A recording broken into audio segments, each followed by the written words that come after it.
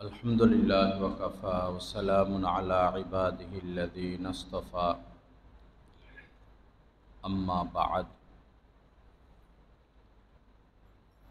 क़ाल रसूलुल्लाहि सल्लल्लाहु तआला अलैहि वसल्लम मन काना युमिनु बिल्लाहि वल यौमिल आखिर फल्यकुल खैरा औ लियस्मुत औ कमा क़ाला अलैहि सलातु वस्सलाम।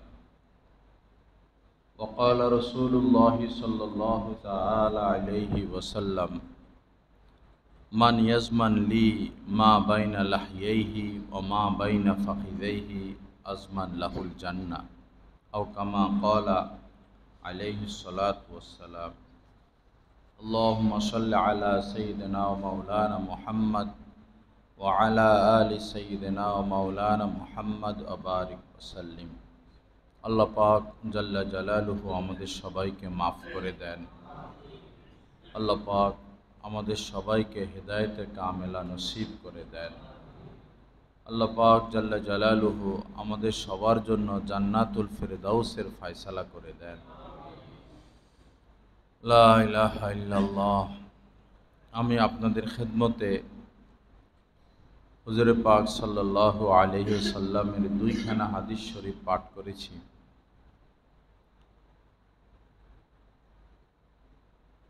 প্রথম হাদিস শরীফের মধ্যে নবীজি বলেন যে আল্লাহ পাকের প্রতি পূর্ণ আস্থা রাখে, বিশ্বাস রাখে যে তিনি আমার সৃষ্টিকর্তা, এবং যে আখিরাতের প্রতিও বিশ্বাস রাখে। মান কানা ইউমিনু বিল্লাহি ওয়াল ইয়াউমিল আখির, যে আল্লাহ পাকের প্রতিও বিশ্বাস রাখে এবং আখিরাতের দিবসের প্রতিও বিশ্বাস রাখে, সে সমাজের ৮-১০ জন মানুষের মতো হবে না, তার মধ্যে একটা বিশেষত্ব থাকতে হবে, তাকে একটা বিশেষ মর্যাদা নিয়ে চলতে হবে। ১০ জনে যা করে সে তাই করতে পারবে না, ১০ জনে যা বলে সে তা বলতে পারবে না, সে নিয়ন্ত্রিত থাকতে হবে। তো নবীজি বলেন যে আমার আল্লাহ পাক, নবীজি বলেন যে আল্লাহ পাকের প্রতি বিশ্বাস রাখে এবং আখিরাতের প্রতি বিশ্বাস রাখে, ফালিয়াকুল খৈরা আও লিয়াসমুত, সে যেন ভালো কথা বলে অথবা চুপ থাকে।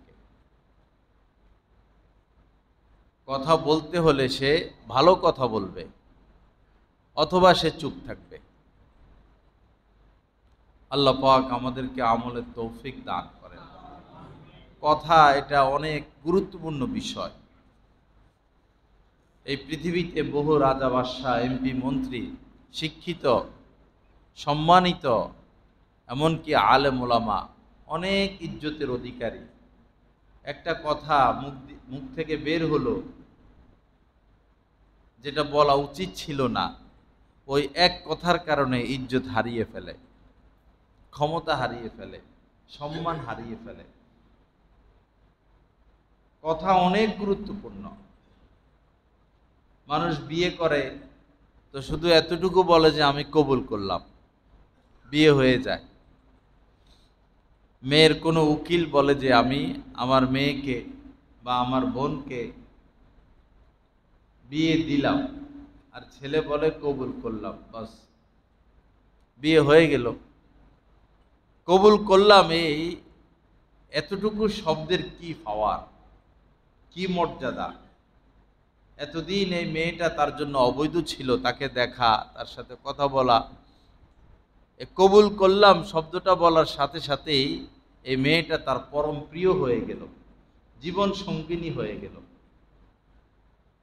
আবার যখন মানুষ তালাক দেয় তো এতটুকু যে আমি তোমাকে ছেড়ে দিলাম, ৩ তালাকের নিয়ত করলো অথবা ৩ কথায় বলল, তো এত আপনজন, এত প্রিয়জন এই সামান্য একটা কথার কারণে বিচ্ছেদ হয়ে গেল। এজন্য কথা অনেক ভারী বিষয়, অনেক গুরুত্বপূর্ণ বিষয়। বেশি কথা বলে নিজের কামালিয়াত, নিজের যোগ্যতা, নিজের বাহাদুরি যারা প্রকাশ করতে চায় তারা পদে পদে ভুল করে। যারা জ্ঞানী মানুষ, যাদের বোঝ শক্তি ভালো, তারা কথা কম বলে, হিসাব করে কথা বলে। আল্লাহ পাক জাল্লা জালালু আমাদেরকে তৌফিক দান করেন। আল্লাহ পাক আমাদেরকে সহি বোঝ দান করেন। হাদিস শরীফের মধ্যে এমন কথাও আছে কোনো কোনো বর্ণনায় যে কাহারও নাম আল্লাহ পাক জান্নাতের লিস্টিতে রাখছেন, যে আমার এই বান্দাটা জান্নাতি, জান্নাতি হিসাবে সেই দুনিয়াতে আছে। তো বেচারা এমন কথা বলে বসে, এমন কোন কুফরি কথা, মারাত্মক কথা, খতরনাক কথা সে বলে বসে, আল্লাহ পাক এত অসন্তুষ্ট হন যে তার নাম জান্নাতের লিস্টি থেকে কেটে জাহান্নামের লিস্টিতে লিখে দেন। একটা কথাই এত মারাত্মক। আবার কাহারও নাম জাহান্নামের লিস্টিতে লেখা, আল্লাহ পাক জানেন যে এই লোক জাহান্নামী, তার কাজকর্ম ওরকম, তো সে এমন ভালো কথা বলে বসে, এমন গুরুত্বপূর্ণ কথা বলে বসে, আল্লাহ পাকের কাছে তার কথাটা এত পছন্দ লাগে, তার উপর খুশি হয়ে জাহান্নামের লিস্ট থেকে তার নাম কেটে জান্নাতের লিস্টিতে সংযুক্ত করে দেয়। কথা এমন বিষয়, এজন্য খুব সাবধানে কথা বলা। স্বামী স্ত্রীর মধ্যে ভালো মন্দ অনেক কিছু হবে, এ কারণে ওই তালাক শব্দটা মুখে না আনা, যে কারণে রাগ উঠে, জিদ উঠে, 2-4 ঘন্টা বা 1-2 দিন বা 1-2 সপ্তাহ পরে চিন্তা করলে দেখা যায় আসলে তো এটা রাগ করার তেমন কোনো বিষয় ছিল না, মামুলি বিষয় ছিল, কিন্তু ওই রাগের মাথায় সে তালাক দিয়ে বসে। তালাক এভাবে দিতে নাই, মাথা গরম করে তালাক দিতে নাই, সুচিন্তা করে, পরামর্শ করে, আত্মীয় স্বজন, বন্ধু বান্ধব, আলেম ওলামা, যে বনিবনা তো হয় না, এজন্য বারবার বিভিন্নভাবে চেষ্টা করবে, তাকে বুঝাবে, স্ত্রীকে বুঝাবে। স্ত্রী না বুঝলে যারা বুঝাইতে পারে ময় মুরব্বীর দ্বারা বুঝাবে। সে যদি বুঝ না নেয়, তার সাথে কথা বন্ধ করা। প্রথম হচ্ছে তার সাথে কথা বন্ধ করে দেওয়া। এতে যদি সে ফিরে আসে আলহামদুলিল্লাহ, না ফিরে আসলে তার সাথে বিছানা আলাদা করা, তার সাথে না ঘুমানো, বিছানা আলাদা। এতেও যদি সে ফিরে না আসে তো তাকে এই শাস্তি দেওয়ার অনুমতি আছে ইসলামে, সংশোধন। কিছু কিছু ক্ষেত্রে স্ত্রীকে শাস্তি দেওয়ার অনুমতি আছে, যেমন যদি সে সাজগোজ না করে, অপরিষ্কার থাকে, অপরিচ্ছন্ন থাকে, ময়লা থাকে, সেজেগুজে থাকে না, তখন স্বামী তাকে শাস্তি দিতে পারে। সাধারণত আমাদের সমাজের মহিলারা এই স্বামীর সামনে সেজেগুজে আসে না। আজকে অনুষ্ঠান বা ব্যাংকে যাবে, মার্কেটে যাবে, পার্কে যাবে, কোনো বিয়েতে যাবে, বেড়াতে যাবে, সেই দিন খুব সাজগোজ করে, আর ঘরের মধ্যে থাকে খবিসের মতো, ময়লা ঝয়লা, অপরিষ্কার, দাঁত অপরিষ্কার, শরীর দুর্গন্ধ। স্বামীর সামনে কখনো এইভাবে আসতে নাই। স্বামী যতক্ষণ ঘরে থাকে, স্ত্রীদের উচিত ততক্ষণ সেজে গুজে থাকা, হাসি মুখে থাকা, মনের কষ্ট মনের ভিতরে চেপে রাখা। কারণ যুগ জমানা খারাপ, এখন পাপের রাস্তা খোলা। যে যে পাপ করতে চায় তার জন্য সেই পাপ করা সোজা, বরং পাপ পিছে পিছে ঘুরে। এমন সময় ছিল যে মানুষ পাপ করতে চাইলেও করতে পারত না, মদ খাবে, মদ খুঁজে পায় না, এভাবে বহু সুদ নিবে, কিন্তু সুদ কোথায় থেকে নিবে? উদাহরণস্বরূপ এরকম বহু পাপ মানুষ করতে চাইতো কিন্তু সুযোগ পাইতো না। বর্তমান এই ডিজিটাল জামানায় পাপ সোজা হয়ে গেছে, যার যেটা ইচ্ছা সে সেটাই করতে পারে।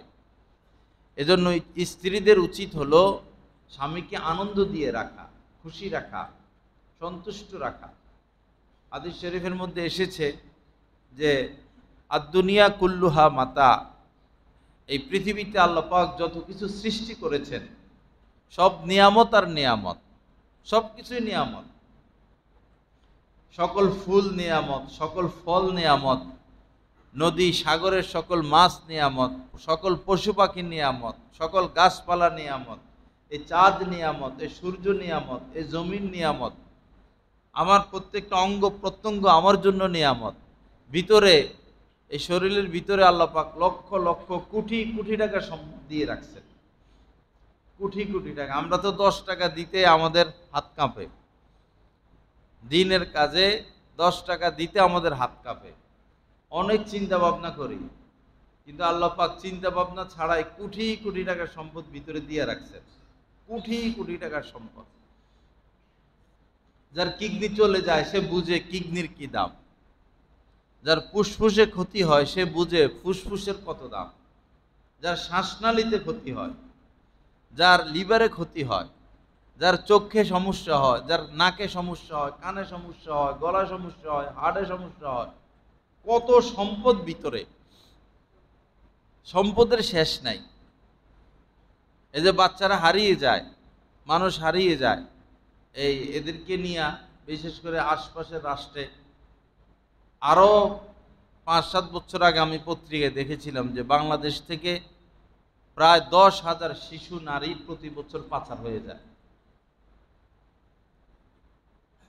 আশপাশের রাষ্ট্রে চলে যায়। পরে এই যে ভিতরের সম্পদগুলো, 2টা চোখের কত দাম, 2টা কিডনির কত দাম, এগুলো পরে এই বাচ্চাদের থেকে এগুলো নিয়ে নেয়, কেটে টুকরা টুকরা করে ফেলে। মানুষ তো এখন আর মানুষ না, মানুষ তো পশু হয়ে গেছে। পৃথিবীতে এখন মানুষ তো নাই, মানুষ সব পশু, জন্তু, জানোয়ারের মতো, বরং এর থেকেও নিকৃষ্ট। আমরা এর থেকেও নিকৃষ্ট হয়ে গেছি।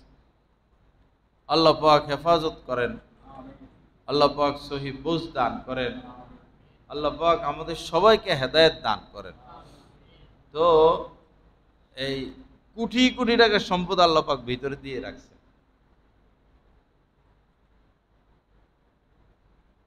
তো আদ-দুনিয়া কুল্লুহা মাতা, এই দুনিয়ার এই সব কিছু নিয়ামত আর নিয়ামত, আর শ্রেষ্ঠতম নিয়ামত হচ্ছে আল মারআতু সালেহা, নেককার স্ত্রী।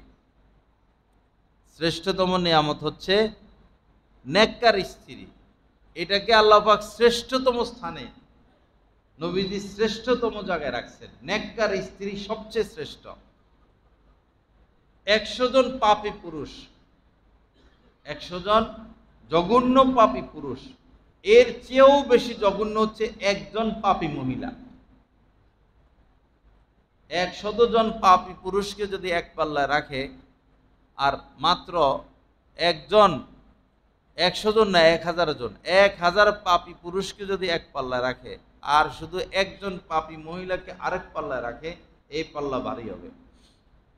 কারণ সহজেই তারা সমাজ নষ্ট করে দিতে পারে, পরিবার নষ্ট করে দিতে পারে, দেশ নষ্ট করে দিতে পারে। দেখেন না আমাদের দেশের অবস্থা। মানুষ বলে যে বাংলাদেশ গরিব রাষ্ট্র, আসলে মিথ্যা কথা, একদম মিথ্যা কথা। এই দেশ গরিব না। আপনি সুইস ব্যাংকে যাইয়ে দেখেন, বাংলাদেশের টাকা সবচেয়ে বেশি, যাই দেখেন না। ইউরোপ, আমেরিকা, লন্ডন, মালয়েশিয়া, এই আপনার ইন্ডিয়া যাই দেখেন, বাংলাদেশিদের বিলাসবহুল বিল্ডিং। বাংলাদেশ গরিব রাষ্ট্র না। এই 700-800 বা 1000-1500 মানুষ এই টাকাগুলো ধরে রাখছে, দেশকে দাবাইয়া রাখছে। গরিব ছেলেরা বিদেশে কষ্ট করে দেশে রেমিটেন্স পাঠায়, কোটি কোটি টাকা পাঠায় গরিবের সন্তানেরা, আর এই 1000-1200 মানুষ এই টাকাগুলো ধরে রাখছে, দেশকে ডাউনের দিকে নিয়ে যাচ্ছে। আশ্চর্যের বিষয় হলো ওরাই আমাদের কাছে প্রিয় মানুষ, ওরাই আমাদের কাছে কি প্রিয় মানুষ। ওরা আসলে আমাদের মাথা গরম হয়ে যায়। বুঝলাম না কি জন্য তাদের প্রতি এত ভালোবাসা। যদি কেউ গভীরভাবে চিন্তা করে, দেশের উন্নতি কারা করে? গরিবের সন্তানরা উন্নতি করে, যারা কৃষি কাজ করে তারা দেশের উন্নয়নে কাজ করতেছে, যারা শ্রমিক, গার্মেন্টসের শ্রমিক, 1,000-1,200 টাকা বা 10,000-12,000 টাকা বেতন, এই যে পুরুষের, এই যে মেয়েদের, এরা দেশের স্বার্থে কাজ করতেছে। গরিবের বাচ্চা বা মধ্যবিত্ত যারা বিদেশে আছে, কোটি কোটি টাকা তাদের মধ্যে মাধ্যমে আলেম ওলামা যারা এই দেশ থেকে বিদেশে বিভিন্ন মসজিদ মাদ্রাসার খেদমতে আছে, এদের মাধ্যমে কোটি কোটি টাকা এই দেশে আসে, আত্মসাৎ করে মন্ত্রী এমপিরা, চেয়ারম্যানেরা, মেম্বারেরা, সচিবেরা, আইনের লোকেরা, পুলিশেরা। রিক্সাওয়ালা কিসের আত্মসাৎ করে? গরিব মানুষ কিসের আত্মসাৎ করে? আল্লাহ পাক সহি বুঝ দান করেন। এই দেশ গরিব না, কেউ মনে করবেন না এই দেশ গরিব। বহু সম্পদ এই দেশের মধ্যে, বহু সম্পদ। কি রাষ্ট্র চালাইলো স্বাধীন হওয়ার পর থেকে আজ পর্যন্ত? গ্যাসের খনির থেকে গ্যাস উত্তোলনের যন্ত্রপাতি কিনতে পারে নাই। কোথায় গ্যাস আছে, কোথায় তেল আছে, এটা খোঁজার লোক নাই। যা করে চাকরি দিয়ে রাখছে, এরা নাকে তেল দিয়ে ঘুমায়। এগুলো খাওয়া আর ঘুম, সিগনেচার করার বেতন নেওয়া, বেশিরভাগ এরকম। আল্লাহ পাক সহি বুঝ দান করেন। তো আর দুনিয়া কুল্লুহা মাতা, এই পৃথিবীর যত কিছু আছে সব নিয়ামত আর নিয়ামত। অখয়রু মাতা আই দুনিয়া আল মারআতু সালেহা, আর শ্রেষ্ঠতম নিয়ামত হচ্ছে নেক স্ত্রী। এখন শ্রেষ্ঠতম নিয়ামত কাকে বলে? শ্রেষ্ঠতম নিয়ামত হচ্ছে নেক স্ত্রী। এখন নেক স্ত্রী কাকে বলে? 3 কথা বলছেন নেক স্ত্রীর ক্ষেত্রে নবীজি। যে নারীর মধ্যে 3টা গুণ আছে, সে হচ্ছে নেক স্ত্রী, আর সে হচ্ছে দুনিয়ার শ্রেষ্ঠতম নিয়ামত। 3টা হলো, ইজা নাজারা ইলাইহা সাররাতহু, স্বামী যখন স্ত্রীর দিকে তাকায়, স্ত্রী স্বামীকে খুশি করে দেয়, আনন্দ দেয়, শান্তি দেয়। স্বামী যখন স্ত্রীর দিকে তাকায়, স্ত্রী স্বামীকে খুশি করে দেয়, আনন্দ দেয়, শান্তি দেয়, স্বাদ দেয়, তৃপ্তি দেয়। প্রথম। ওয়াইদা আমারাহা আতআতহু, আর স্বামী যখন স্ত্রীকে কোনো নির্দেশ দেয়, এই কাজটা করো, স্ত্রী দিল থেকে ওই কাজটা করে দেয়। এখন তো এমন যে স্বামীরা ডরেও স্ত্রীদেরকে কিছু বলে না যে এই কাজটা করে দাও, বরং হেদেরই হুকুম মানতে হয় আমাকে আপনাকে। সারাদিন হেদেরই গোলামি, সমাজ এমন হয়ে গেছে। আর বিশেষ করে যারা ওই লুটপাটকারী, এরা তো নিজের নামে রাখে না কিছু, বউয়ের নামে রাখে।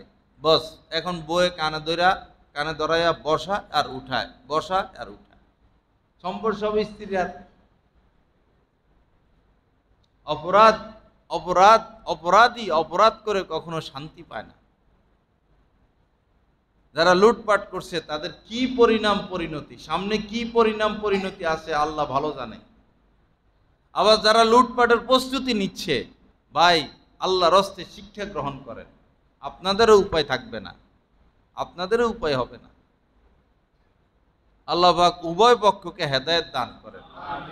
আল্লাহ পাক আমাদেরকে এমন মেম্বার, এমন চেয়ারম্যান, এমন এমপি, মন্ত্রী দান করেন যারা দেশকে ভালোবাসবে, যারা লুটপাটকারী না, যারা সুদখোর না, যারা ঘুষখোর না, যারা সত্যবাদী, যাদের ভিতরে বাস্তবে দেশপ্রেম আছে। আল্লাহ পাক আমাদেরকে এরকম প্রশাসন দান করেন। এজন্য দোয়া করা এবং আশা রাখি একটা ভোট দেওয়ার একটা ভালো পরিবেশ বাংলাদেশে আসবে। ভোট দেওয়ার গতকালকে ডক্টর ইউনূস সাহেব সুন্দর একটা কথা বলছেন যে অপরাধী, আওয়ামী লীগের মধ্যে যারা অপরাধী তাদের বিচার করে আমরা তাদেরকে নির্বাচনের জন্য আহ্বান করব। খুব দামি কথা বলছেন তিনি।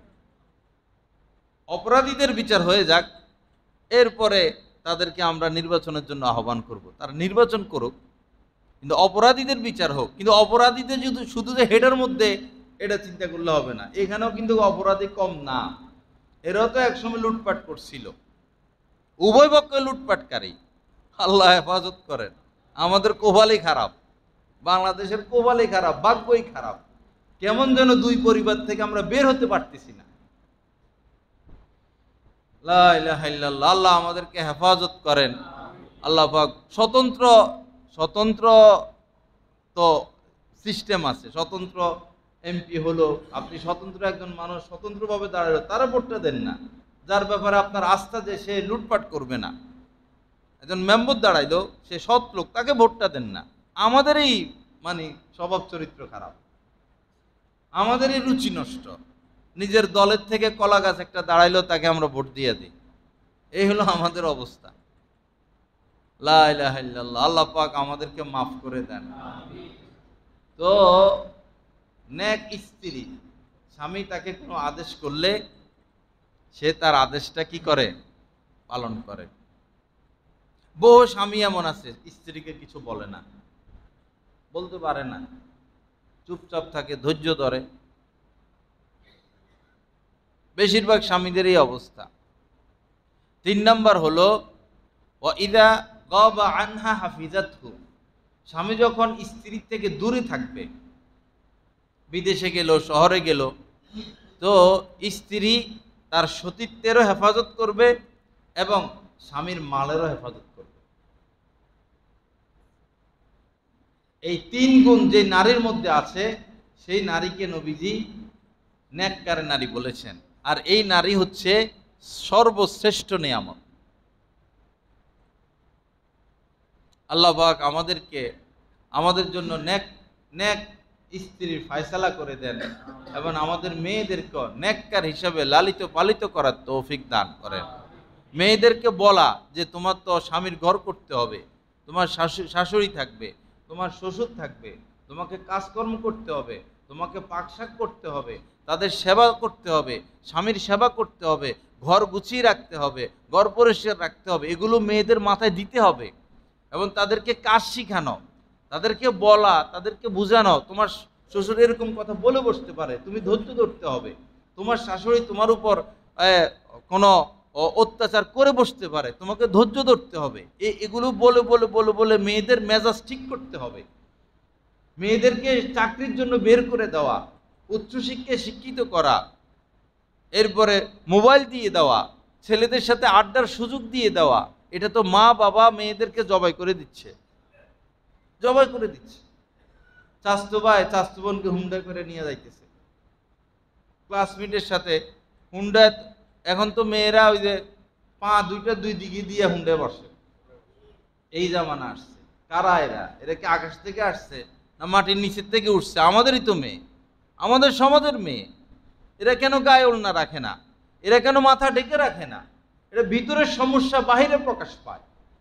কষ্ট নেবেন না মনে। আপনি পিতা, আপনার উচিত ছিল আপনার মেয়েকে কন্ট্রোল করা। আপনি কেন ছেলেদের সাথে তাকে ঘুরতে দেন? চাস্তো ভাইয়ের সাথে ঘুরতে চলে যায়, ক্লাসমেটের সাথে পার্কে চলে যায়। কি করেন আপনি? কিসের পিতা হলেন আপনি? পিতা হিসাবে পিতার দায়িত্ব আপনাকে পালন করতে হবে। মেয়েরা এই যে বিভিন্ন ভার্সিটিতে গিয়ে পড়ে, মেয়েদেরকে চোখে চোখে রাখলেও তো এরা গোপনে সম্পর্ক করে বসে। একটা মেয়েকে আপনি ভার্সিটিতে পাঠাইলেন, সে মেসে থাকে, সে স্বাধীন, তাকে কে দেখে রাখবে? তার হাতে মোবাইল, ওয়াইফাই, ডিশ লাইন, সে কলেজে যায়, আবার ম্যাচে আসে। এই মেয়েকে কে পাহারা দিয়ে রাখবে? কেন মেয়েকে এভাবে আমরা ছেড়ে দিলাম? আর সারা বাংলাদেশে হোটেলে যে সমস্ত মেয়ে পাওয়া যায়, এই মেয়েগুলো আসছে কোথায় থেকে? পত্র পত্রিকায় তো লেখে এগুলো। এই মেয়েরা হচ্ছে এই সমস্ত জায়গার মেয়ে, বিভিন্ন শিক্ষালয়ের মেয়েরা। মা বাবা হয়তো 10,000 টাকা দেয়, তাদের খরচ লাগে 40,000 50,000 টাকা। আস্তাগফিরুল্লাহ আল্লাযী লা ইলাহা ইল্লা হুয়াল হাইয়ুল কাইয়্যুম ওয়া আতুবু ইলাইহি। নারী সে শ্রেষ্ঠ নিয়ামত, আর নষ্ট হলে একবারে নষ্টের নষ্ট, সেরা নষ্ট, সমাজ শেষ করে দেয়, জাতি শেষ করে দেয়। হাজার হাজার রাজা বাদশাদের মাথা খারাপ করে দিত তারা। ফিলিস্তিনের রাজা বাদশাদের, প্রেসিডেন্টদের মাথা এই ইহুদি মেয়েরা নষ্ট করত। এই ভারতবর্ষ মুসলমানদের হাতে ছিল, রাজা বাদশাদের মাথা নষ্ট করেছিল নারীরা। স্পেন মুসলমানদের হাতে ছিল, রাজা বাদশাদের মাথা নষ্ট করছিল নারীরা, মদ আর নারী। এজন্য অসৎ লোককে রাজা বাদশা বানাইতে নাই। মুসলমানদের এই অধপতন রাজা বাদশাদের কারণে, রাজা বাদশাদের গোলামির কারণে, মানে তাদের রাজত্বের লোভ, নারীর লোভ, নেশার লোভের কারণে জনসাধারণ শেষ। ইউক্রেনের মানুষের কি দোষ, রাশিয়ার মানুষের কি দোষ? ওই দুই নেতার কারণে তো সাধারণ মানুষ শেষ, সাধারণ সৈনিক শেষ। যারা তারা রাজা বাদশা বানাইতে নাই। সৌদি সরকার নিজেদের রাজত্ব রাজতন্ত্র টিকিয়ে রাখার জন্য আমেরিকার সাথে বিভিন্ন চুক্তি, ঠিক আছে চুক্তি করো, তোমরা তেল বিক্রি করবা, তারা তেল কিনবে, তোমরা চুক্তি করো যে আমাদের থেকে তেল নিবেন আমাদের রিয়েল দিয়া, ডলার না, আমাদের যেটা মুদ্রা, আমাদের মুদ্রা দিয়ে আমাদের থেকে তেল কিনতে হবে। আমেরিকার দাদাগিরি একদিনে বন্ধ হয়ে যেত, একদিনে দাদাগিরি শেষ। কি আছে আমেরিকার মধ্যে? কৌশলে মানুষকে পেছে ফেলে সে রাজত্ব করে যাচ্ছে। লা ইলাহা ইল্লাল্লাহ। আল্লাহ পাক আমাদের সবাইকে মাফ করে দেন, আল্লাহ পাক সহি বুঝ দান করেন। তো মেয়েদের ব্যাপারে অনেক সতর্ক থাকতে হবে, অনেক সতর্ক থাকতে হবে। তাদেরকে সংসার বুঝাইতে হবে, তাকে সংসার করতে হবে, বাচ্চা কাচ্চা পালতে হবে, তাদের পড়ালেখা এই স্টাইলে হওয়া উচিত, তাদের শিক্ষা এই স্টাইলে হওয়া উচিত। তাকে মা হতে হবে, আদর্শ মা হতে হবে।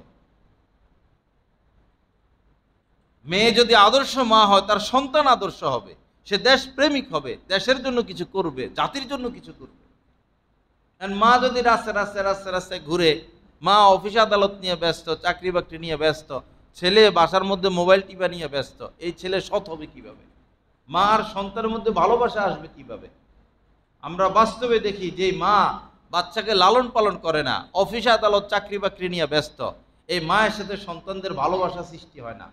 পরবর্তীতে এই সন্তানও মায়ের থেকে আলাদা হয়ে যায়, একটু পরে গিয়ে, একটু বড় হয়ে গিয়ে, পরে এই মা অসহায় হয়ে যায়, শুধু টাকাই চিনল শুধু টাকাই। টাকাই মানুষের জীবনের সব না। কর্মসংস্থান ভাগ করা আছে, পুরুষ কি করবে, নারী কি করবে। আল মারআতু রাইয়াতুন আলা বাইতি যাওজিহা ওয়া ওয়ালাদিহি। নবীজি নারীদেরকে দুই দায়িত্ব দিয়েছেন। নারীরা জিম্মাদার, নারীরাও জিম্মাদার। কিসের জিম্মাদারি? আলা বাইতে যাওজিহা, তার স্বামীর মাল সম্পদ, টাকা পয়সা, ঘর বাড়ি, এগুলো সে গুছাইয়া রাখবে, দেখে শুনে রাখবে। ওয়া ওয়ালাদিহি, এবং স্বামীর সন্তান লালন পালন করবে। এটা হলো নারীর দায়িত্ব। আর সব পুরুষের আয় রোজগার, এটা সেটা ওইটা, ভারী দায়িত্ব আল্লাহ পাক পুরুষের মাথা দিয়ে রাখছেন ঘর সংসারের ক্ষেত্রে। আর মেয়েদের উপরে ছোট এই দায়িত্ব দিয়ে রাখছেন, ঘর সংসার মান সম্পদ দেখে রাখো, বাচ্চা লালন পালন করো, হাত থেকে পাকশাক করো, পুরুষের দায়িত্বে রাখছেন ঘরের পাকশাক।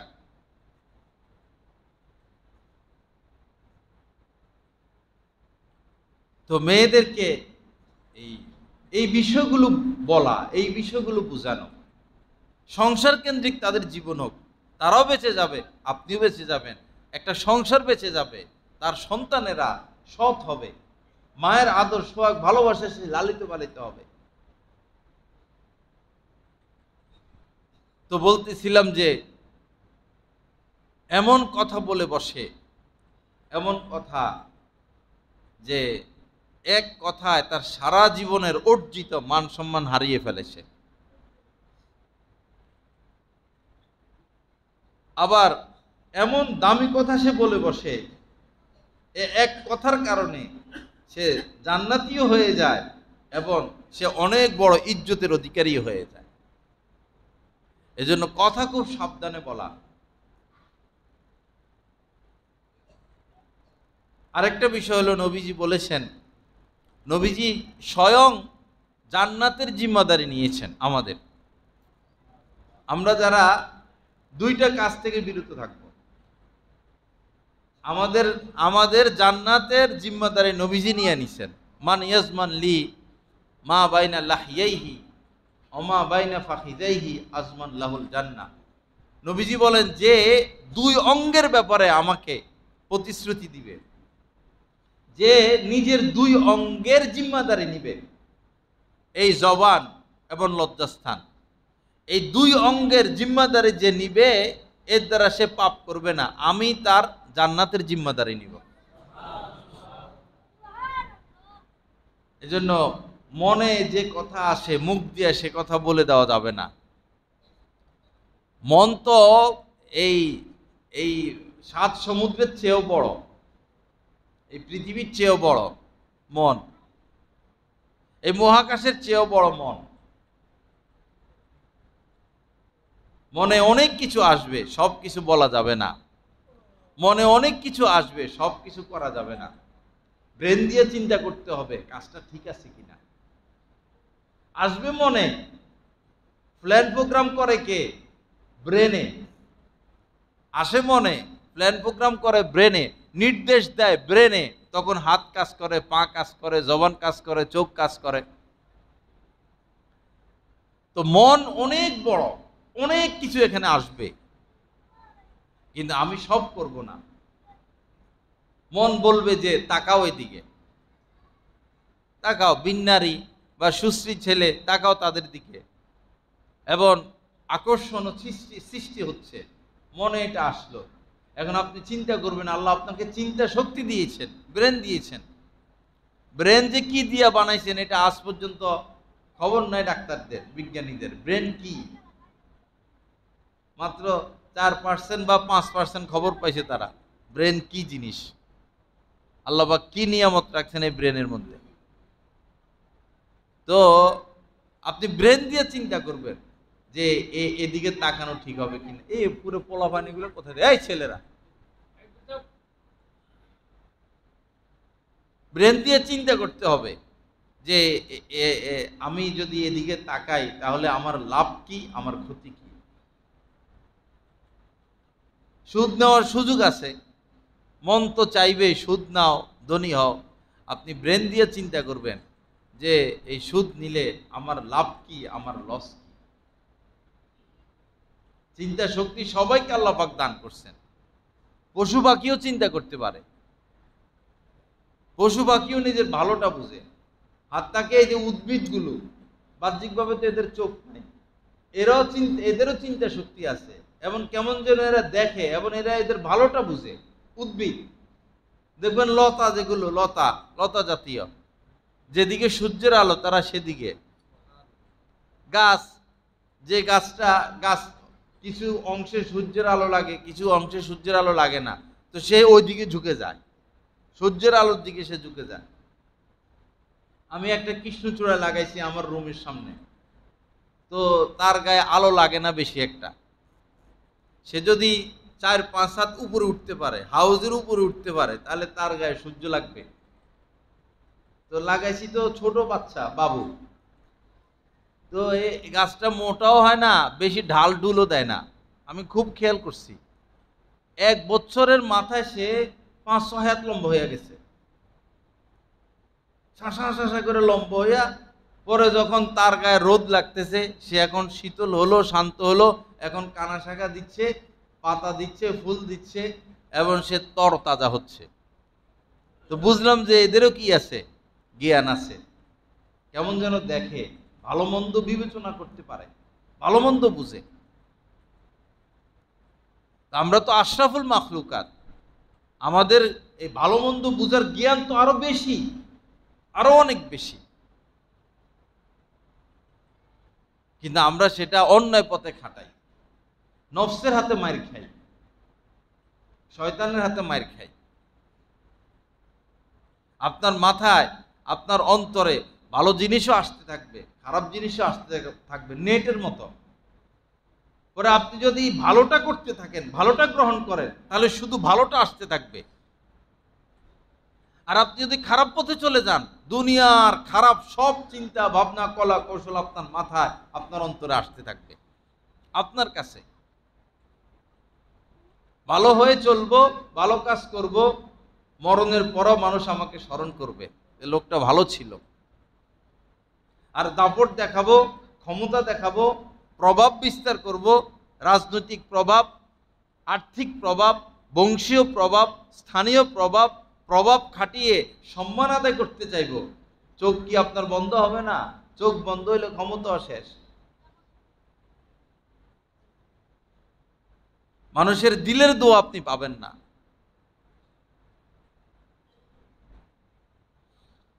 লা ইলাহা ইল্লাল্লাহ। আল্লাহ পাক আমাদেরকে মাফ করে দেন। ভালো কাজ করলে মানুষ বলে যে লোকটা ভালো, স্বীকৃতি দেয়।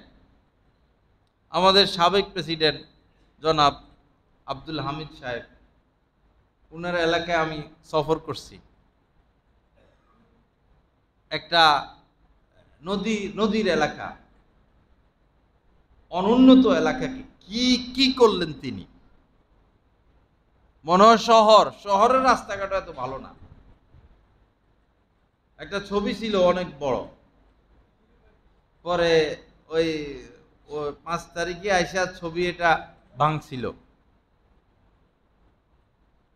যারা ভাঙছে ওদেরকে টার্গেট করে বিএনপির লোকেরা, আওয়ামী লীগের লোকেরা, সাধারণ মানুষেরা একটা একটা করে দইরা ধোলাই করছে। প্রেসিডেন্টের ছবি ভাঙলো কেন? কারণ বেচারা কিছু কাজ তো করছে, তার নামে কোনো মামলাও নাই। ভালো কাজ করলে মানুষ ভালো বলতে বাধ্য হবে। আমরা তো ভালো কাজ করি না, যতটুকু কাজ করি বেশিরভাগ খারাপ করি। লা ইলাহা ইল্লাল্লাহ। আল্লাহ পাক আমাদেরকে মাফ করে দেন, আল্লাহ পাক সহি বুঝ দান করেন। তো মান ইয়াজমান লি মা বাইনা লাহিয়াইহি ওয়া মা বাইনা ফাখিদাইহি আজমান লাহুল জান্নাহ। কত বড় কথা, নবীজি জান্নাতের জিম্মাদারি নিছেন। যদি আমি আমার 2 অঙ্গ হেফাজতের জিম্মাদারি নেই, আমার জবান, আমার লজ্জাস্থানের হেফাজতের জিম্মাদারি যদি আমি নেই, তো নবীজি আমার জান্নাতের জিম্মাদারি নিয়ে নিছে। এই 2 অঙ্গকে আমরা হেফাজত করি। জবানের মধ্যে এটাও আছে অধিক খাওয়ার লোভ। মানুষ কতটুকু খাইতে পারে, একটা জীবনে মানুষ কত টাকা খরচ করতে পারে। আপনার পরিবারের জন্য আপনি কিছু রেখে যাবেন, তো তাদের প্রয়োজন কতটুকু? প্রয়োজনের অতিরিক্ত রেখে গেলেই তো তারা খারাপ পথ গ্রহণ করবে, অসৎ পথ গ্রহণ করবে। তাদেরকেও কিছু কর্ম করার সুযোগ দিয়ে যান, তাদেরকে পঙ্গু বানায় রাখবেন কেন? তাদেরও তো হাত পা আছে, ব্রেন আছে, তারা তো বসে থাকবে না, তারা তো কাজকর্ম করবে। এজন্য তাদেরকে সুশিক্ষা দেন। টাকা দেওয়ার চেয়ে, সম্পদ দিয়ে যাওয়ার চেয়ে সুশিক্ষা দিয়ে যাওয়া উত্তম। সুশিক্ষা দেওয়া, হাতে কলমে তাদেরকে শিখানো, নিজের সাথে সাথে রাখা, এই কাজ এভাবে করতে হয়, ওই কাজ ওভাবে করতে হয়। আপনি যদি আদর্শ পিতা হন, আপনার সাথে থেকে থেকে আপনার সন্তানটা আদর্শ সন্তান হবে। আর আপনি যদি আদর্শ পিতা না হন, অসৎ হন, আপনার সাথে থেকে থেকে অসৎটাই সে শিখবে। আপনি ব্যাংক থেকে লোন নেন, নিয়ে ব্যবসা করেন, তা আপনার সন্তান কি পরবর্তীতে লোন নিবে না? অবশ্যই নিবে। আপনি ব্যবসার খাতিরে মিথ্যা কথা বলেন, ধোঁকা দেন, কথা দিয়ে কথা রাখেন না, মানুষের উপর জুলুম করেন, অবিচার করেন, শ্রমিকদের উপর জুলুম করেন, তার প্রাপ্য তাকে দেন না, আপনার সাথে আপনার সন্তান এগুলো দেখতেছে, শিখতেছে। আপনি শুধু যে অপরাধ করতেছেন তা না, আপনি অপরাধের ওস্তাদ, অপরাধ শিক্ষা দিচ্ছেন। যে অপরাধী সে শুধু অপরাধী না, সে অপরাধ শিক্ষাও দেয়। খুব ভেবে চিন্তে কাজ করতে হবে। আপনার সন্তান যখন আপনার সাথে থাকবে, আপনি কোনো অন্যায় করতে পারবেন না। অন্যায় করলেন মানে আপনার সন্তানকে আপনি ধ্বংস করে দিলেন। আপনার সাথে আপনার সন্তান, আপনি নজর হেফাজত করতে হবে। আপনি এখন মোবাইলে এটা সেটা দেখবেন, তো সে পিছনে এসে দাঁড়াবে, সেও দেখবে। আপনি লম্বা লম্বা সময় মোবাইলে সময় দেন, তো সেও লম্বা লম্বা সময় মোবাইলে সময় দিবে। আপনি লম্বা লম্বা সময় সেজদা, রুকু, ইবাদত, বন্দিগি, সৎ কাজ, ভালো আচরণে লিপ্ত, আপনার সন্তানও এই কাজে লিপ্ত হবে। দেখা দেখি শিক্ষাটা হয় দেখা দেখি তারা বেশি। আল্লাহ পাক সহি বুঝ দান করেন, আল্লাহ পাক আমাদেরকে হেদায়েত দান করেন, ভালো মানুষ হওয়ার তৌফিক দান করেন। তো 2টি হাদিস আপনাদের খেদমতে আমি পাঠ করেছি। প্রথমটা হলো যে আল্লাহর প্রতি বিশ্বাস রাখে এবং আখিরাতের প্রতি বিশ্বাস রাখে, সে কথা বললে যেন ভালো বলে। নবীজির এক একটা কথা কি সুন্দর, সে কথা বললে যেন ভালো বলে, আর না হলে যেন চুপ থাকে, গালিগালাজ, একজন ভদ্র মানুষ তো গালি দিতে পারে না। বিশেষ করে এই শ্রমিক, গরিব মানুষ, এদেরকে মানুষ গালি দেয়, ঠিক না। এই শ্রমিকের উপর ভর করেই তো আমরা শান্তি পাই। আমাদের উচিত শ্রমিকদেরকে কদর করা। সব শ্রমিক যারা এই রাজের কাজ করে, কয় টাকা বেতন পায়? কত কষ্ট করে রাজের কাজটা করে। আপনি আরামে বিল্ডিংয়ে থাকেন, যারা এসি লাগায় কত কষ্ট করে এসি লাগায়, আপনি ঠান্ডা বাতাস পাচ্ছেন, সে তো ঠান্ডা বাতাস পাচ্ছে না, সে মাত্র 1000 টাকা 2000 টাকা পাচ্ছে। আপনার তো উচিত হলো তাকে সম্মান করা, তাকে আদর করা, তাকে স্নেহ করা, তাকে ভালোবাসা দেওয়া। কেন আমরা গরিবের সাথে দুর্ব্যবহার করব? মজার মজার চাউল খাই, ছোট ছোট চাউল, মজার মজার তরকারি, টমেটো, ধনিয়া পাতা, কাঁচামরিচ খাচ্ছেন তো আপনি মজা করে। এগুলো যারা চাষ করছে তাদের কত কষ্ট, তারা মূল্যও পায় না। যারা এগুলো চাষ করে দেশ গ্রামে, সিন্ডিকেট সিস্টেমের কারণে, ওই যে 1-1.5 মানুষের সিন্ডিকেট লুটপাটকারী, এরা এমন সিস্টেম করে রাখছে, একটা ফুলকপি যে চাষ করে সে 1 টাকা পায়, সে 2 টাকা পায়। ঢাকা শহর আসতে আসতে এই ফুলকপির দাম হয়ে যায় 100 টাকা। সিস্টেমটা এমন করে রাখছে, ওই কৃষক মাইরে খাচ্ছেন।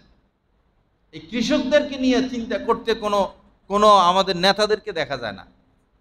কত নেতাই তো দেখলাম যারা চা বাগানে কাজ করে, মজা করে আপনি চা খান, কিন্তু চা বাগানের শ্রমিকদের ভাগ্যের উন্নয়ন নিয়ে কে চিন্তা করবে, কে ফিকির করবে? ভাগ্যের উন্নয়ন তো দূরের কথা, তাদের সাথে ভালো আচরণ পর্যন্ত করা হয় না। মালিক পক্ষ বেতন দেয় না তাদেরকে, মালিক পক্ষ তাদেরকে বেতন দেয় না, ঠিক দুঃখে কষ্টে জীবন কাটায়। অথচ তাদের উচিলে আমরা ভালো চাটা পাই, চাষিদের উচিলায় আমরা সবজি পাই, বিভিন্ন জিনিস পাই। সময় আসছে ভালো মানুষকে নির্বাচন করার, ভালো মানুষকে চিনি আমরা, ভালো মানুষকে জানি, দলের প্রেম ছেড়ে দেই, ভালো মানুষকে ভালোবাসি, সৎ মানুষকে ভালোবাসি। যার লুটপাটের অভ্যাস সে তো একদিনে ভালো হবে না, স্বভাব নষ্ট হয়ে গেছে। ভালো কথা বলে, করে খারাপ কাজ, দেশপ্রেম বলে আমরা দেশকে ভালোবাসি, আসলে দেশের 12টা বাজায়। তাদেরকে চিনা উচিত, তাদের ব্যাপারে সতর্ক থাকা উচিত, তাদেরকে নতুনভাবে নির্বাচিত না করা উচিত। লা ইলাহা ইল্লাল্লাহ, আল্লাহ পাক আমাদেরকে মাফ করে দেন। তো যারা নিচের তাদের সাথে ভালো আচরণ করা, শ্রমিকদের সাথে, যারা তাঁতি এই কাপড় বুনে কাপড় তৈরি করে, তারা তো কষ্টে থাকে, খেয়ে না খেয়ে থাকে। তারা কি গরু গোশত কিনতে পারবে? তারা তো গরু গোশত কিনার টাকা রাখে না, তারা তো ইলিশ মাছ কিনতে পারবে না। আমি গত 2 দিন আগে সিংচর, নিকলির একদম শেষ মাথা, সিংচর না সিংপাড়া গেছিলাম। সিংপাড়া আশ্চর্য এক এলাকা, চতুর্পাশে নদী, চতুর্পাশে নদী, এই নদীর মধ্যখানে একটা দ্বীপ, এখানে তারা বসবাস করে। একটা হিন্দু ফ্যামিলি আর সব মুসলমান। পরে সেখানে আমি গেলাম, যা বয়ান হইলো, কথাবার্তা হইলো, খুব ভালো লাগছে আমার। এখান থেকে আবার ওইটা দেখা যায়, ওই হাওর, ওই প্রেসিডেন্টের এলাকা দেখা যায়। তো পরে এই কথাবার্তা বলতে বলতে পরে ওরা বলল যে, আমি বললাম আপনারা তো খুব ভালো ভালো মাছ খান, চতুর্পাশে নদী, অরিজিনাল জিনিস খান না। প্রথম জিজ্ঞেস করছি ফুলকপি দিছে, আমি বললাম এটা কি আপনারা চাষ করেন? কয় না, এগুলো ফিরিজপুর এদিক থেকে যায়। পরে বললাম যে তো আপনারা তো ভালো ভালো মাছ খান, অরিজিনাল মাছ। কয় না হুজুর, আমরা নদীর মাছ চোখেও দেখি না।